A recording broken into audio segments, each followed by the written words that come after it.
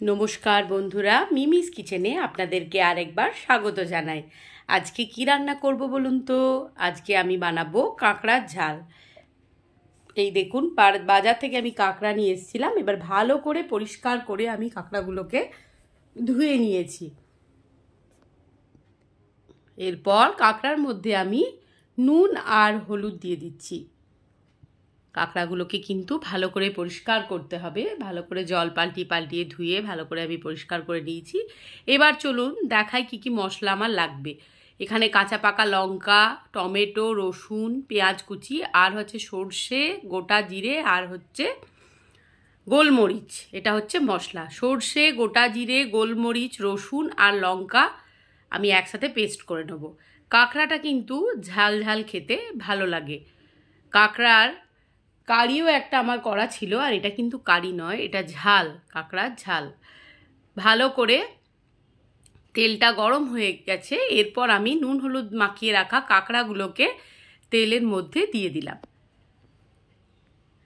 কাঁকড়া কারা কারা খেয়েছেন, কারা কারা খাননি, বা কারা কারা খেতে ভালোবাসেন না, অবশ্যই জানাবেন। আমার যেমন খুব ভালো লাগে কাঁকড়া খেতে, ভীষণ টেস্টি।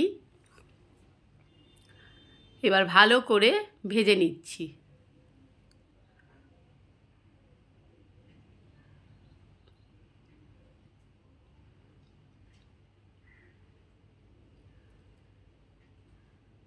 এই দেখুন, প্রায় ভাজা হয়েই গেছে। এরপর আমি এগুলোকে তুলে নেব, কাঁকড়াগুলোকে। এরপর কড়াইয়ের মধ্যে আবারও বেশ খানিকটা তেল আমি দিয়ে দিয়েছি। তেলের মধ্যে দিয়ে দেবো আমি একটা শুকনো লঙ্কা ফোড়ন। তেলটা ভালো মতো গরম হয়ে গেছে। এরপর আমি কুচিয়ে রাখা পেঁয়াজগুলো দিয়ে দিচ্ছি ওর মধ্যে।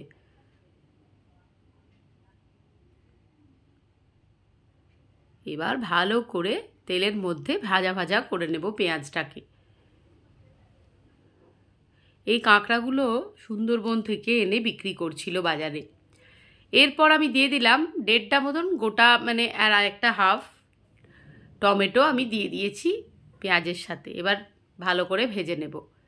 ওপর থেকে নুন দিয়ে দিলাম। নুনটা দেওয়ার জন্য টমেটোটা নরম হয়ে যাবে। আবারও খুন্তি দিয়ে ভালো করে নাড়াচাড়া করে নিচ্ছি।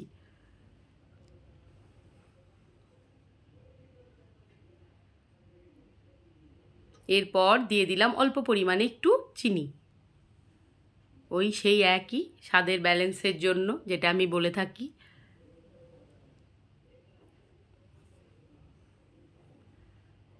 এবার দিয়ে দিলাম হলুদের গুঁড়ো।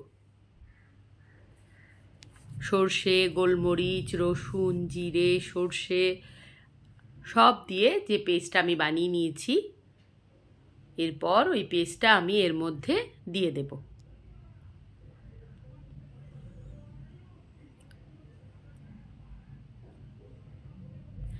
একটু ঝাল ঝাল না হলে কাঁকড়া ভালো লাগে না খেতে।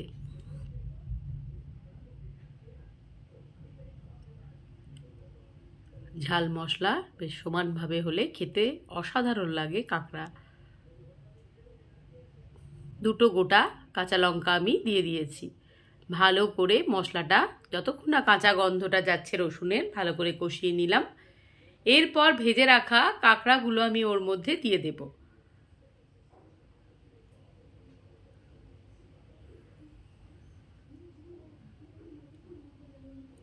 এর আগেও আমার রান্না চ্যানেলে আমি কাঁকড়ার কারি বানিয়ে দেখিয়েছিলাম, সেটা কারি ছিল, এটা কাঁকড়ার ঝাল।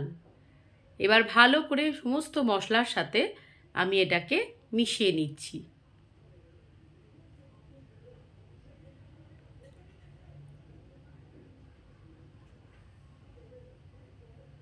একটা সুন্দর অ্যারোমা ছড়িয়ে গেছে চারিদিকে। এরপর আমি জল দিয়ে দিলাম।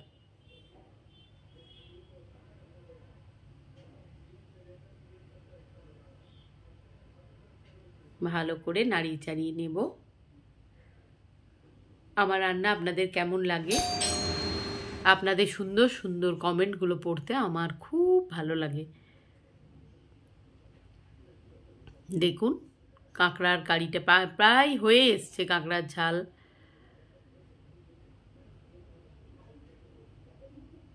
ব্যাস তৈরি হয়ে গেছে। কাঁকড়ার ঝাল গরম ভাতের সাথে জাস্ট জমে যাবে। ভিডিওটি যদি ভালো লেগে থাকে তাহলে অবশ্যই like, comment, share and subscribe করে আমার পাশে আপনারা এভাবেই থাকবেন।